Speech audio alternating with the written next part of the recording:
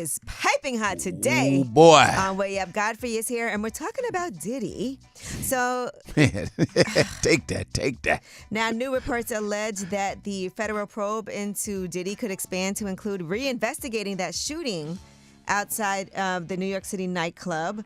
The woman, Natania Rubin, said that she would let investigators take bullet fragments from her face, because she still has those fragments in her face, if it could prove Combs was the man who shot her 25 years ago. Wow. Yeah, so that's something that could end up being reopened. Shine went to jail for that. Shine went to for 10 years, didn't he? Yep. Now, according to reports, federal officers are also going to be investigating Ashton Kutcher. All right, they said Cuba Gooding Jr. is also a person who has been named in the lawsuit, so they'll be talking to him as well. Hey. But Ashton Kutcher had a very public friendship with Diddy that goes back decades, and he is expecting to be subpoenaed as part of this sex trafficking investigation, according to the Daily Mail. He has not yet commented on these allegations, but they were so tight that he and alongside Jamie Foxx and Diddy were calling themselves the new Rat Pack. What?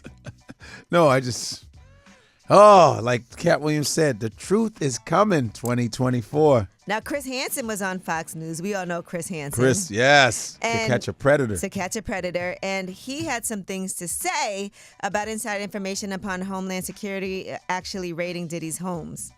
You don't get away with human trafficking unless you give up John Gotti or something like that. And that's not what happened here. I can tell you, Jesse, that this investigation's been going on for a long time, very closely held by HSI, so much so that even some of the agents on the raid didn't know whose house they were raiding until they got there. That's how closely held this investigation. Wow, because there could have been a tip. Absolutely.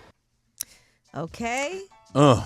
So they didn't even know whose house it was because they did not want Diddy to find out that his house was about to get raided. So who knows what they discovered.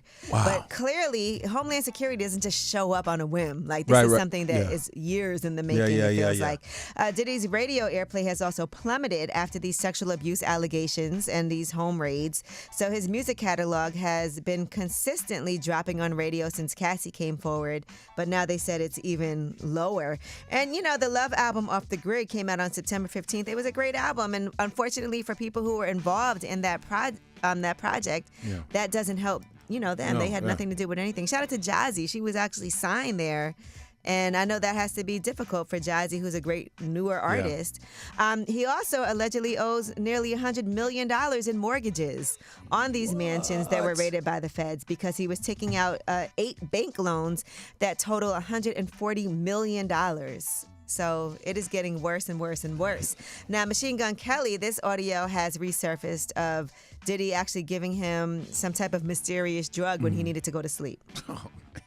I had smoked something that Puff had gave me. It was as if I had partied like 3 nights straight. It'll look out like I was like, I'm about to go to the airport. I need something that'll knock me out. I mean, it totally did the opposite.